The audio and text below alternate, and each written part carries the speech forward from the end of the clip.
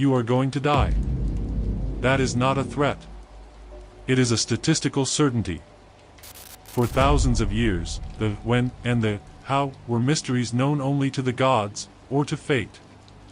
We lived our lives under the illusion that our choices mattered. We believed that if we ate healthy, drove carefully, and looked both ways before crossing the street, we could cheat the system. We believed we were the authors of our own stories. But what if I told you that your story has already been written? And what if I told you that a machine has already read the last page? Welcome to the SpectraNerve. Today we are investigating the most disturbing breakthrough in the history of data science. It is not a robot that can shoot a gun. It is not a virus that can crash a bank. It is a mathematical model that turns human life into a prediction problem. And it has already been solved.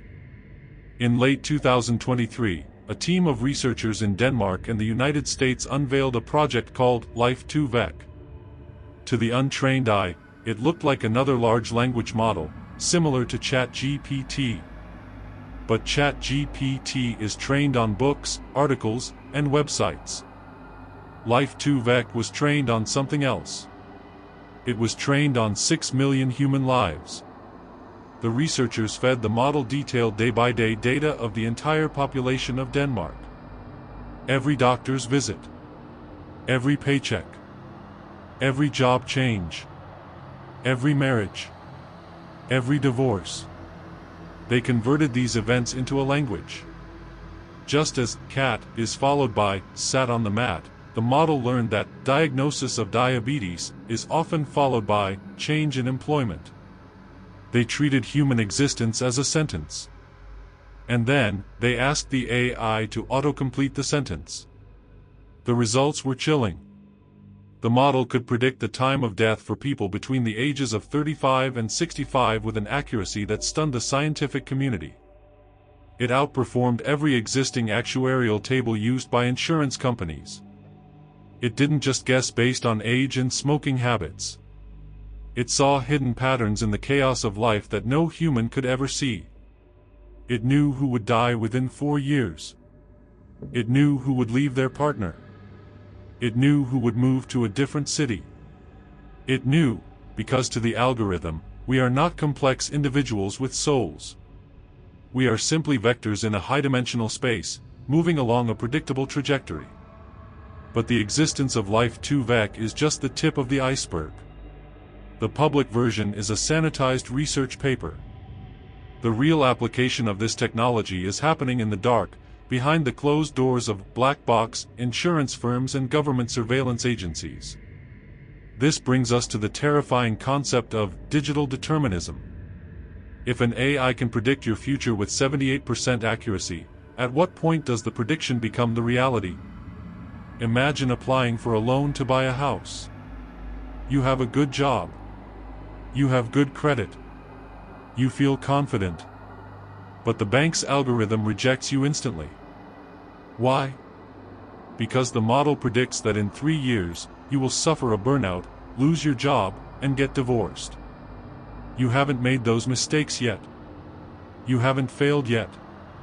But the machine has already convicted you of a future failure. You are punished for a crime you haven't committed yet, in a timeline that hasn't happened. This is the death of potential. In a world run by predictive algorithms, you are not allowed to change. You are not allowed to surprise the system. If the data says you are a risk, the system will treat you like a risk, pushing you into the very failure it predicted. It is a self-fulfilling prophecy on a planetary scale. Let's dig deeper into how this works.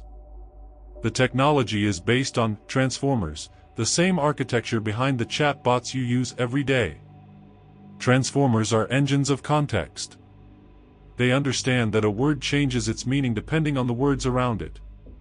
In the context of your life, the words are your actions.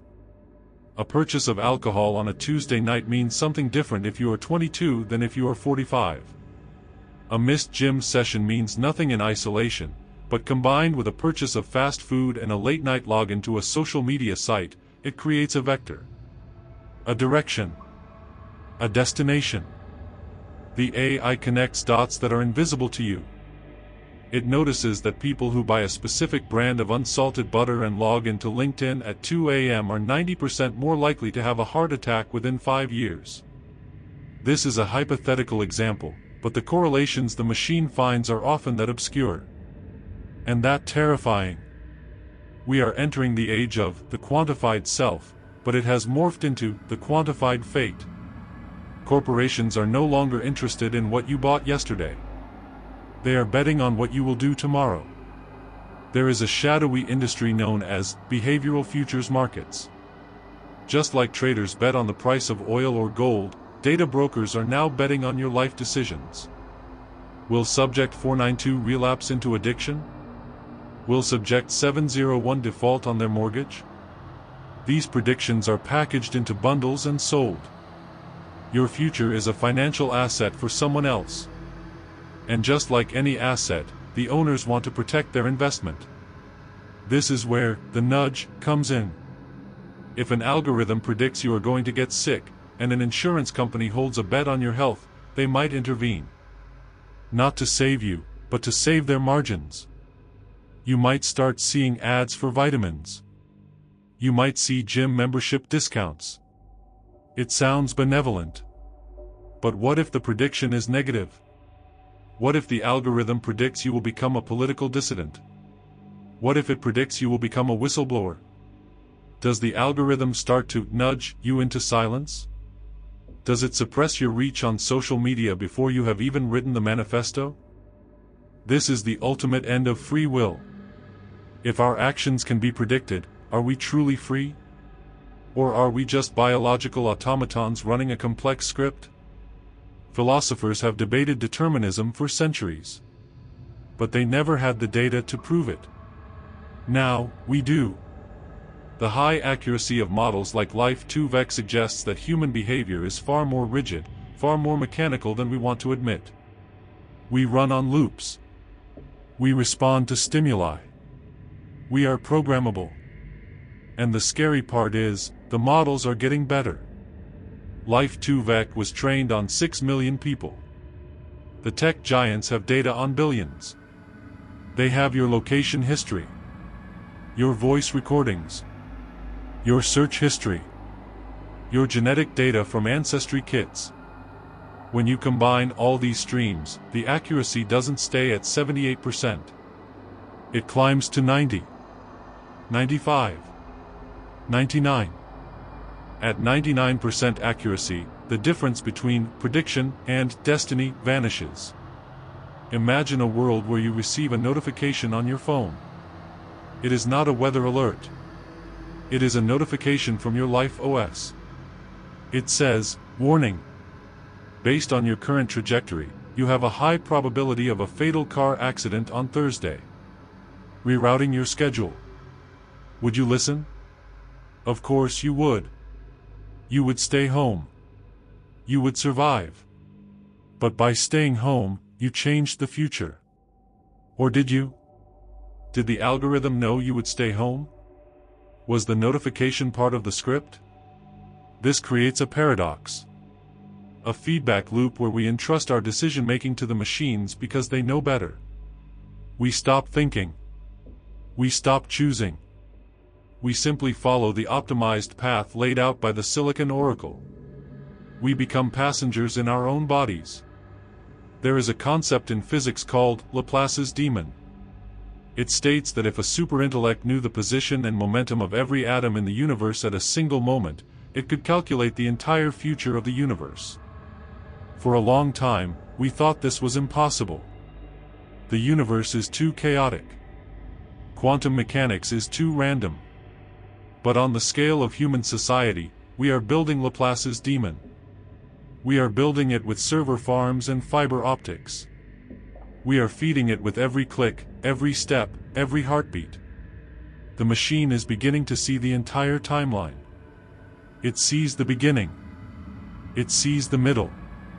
And yes, it sees the end. Is there a way out? Can we break the algorithm?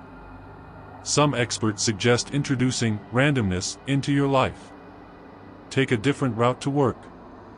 Buy a book you would never read. Talk to a stranger. Do something illogical. Confuse the vector. But even then, the skeptics argue that your desire to be random is also predictable. The machine knows that after watching a video like this, a certain percentage of you will try to act sporadically. It has already accounted for your rebellion. Your rebellion is just another variable in the equation. As we move forward into this brave new world, we must ask ourselves, do we want to know? If there was a website, a simple black page with a white box, where you could type your name and see the exact date of your death, would you press enter? Most people say no. We thrive on the unknown. We need the illusion that anything is possible. Hope relies on uncertainty. If the future is fixed, hope dies. But the corporations and the governments have already pressed enter. They are looking at your date right now. They are adjusting your insurance premiums. They are calculating your credit score. They are deciding whether you are worth the investment. You are living in a glass house, and the lights have just been turned on. Protect your data. Obfuscate your digital footprint. Be unpredictable. It might be the only way to prove to the machine, and to yourself, that you are still human.